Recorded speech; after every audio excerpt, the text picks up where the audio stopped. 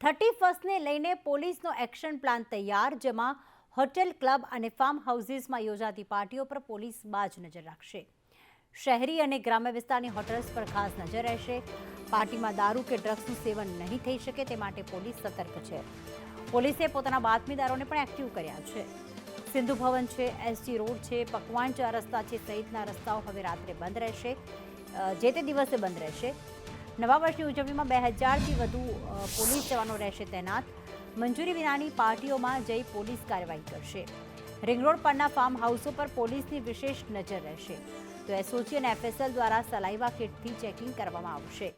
500થી વધુ body Warne કેમેરાનો પણ ઉપયોગ કરાશે. આ ઉપરાંત 300થી વધુ બ્રેથ એનાલાઇઝરનો પણ ઉપયોગ કરાશે.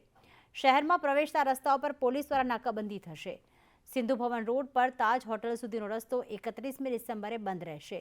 રાત્રે 8થી સવારના 3 વાગ્યા સુધી રસ્તો બંધ રહેશે. પકવાનથી સાણંદ ચોકડી સુધીનો રોડ પર બંધ રહેશે. સીસી રોડ પરનું પાર્કિંગ સાંજે 6 વાગ્યાથી બંધ રહેશે.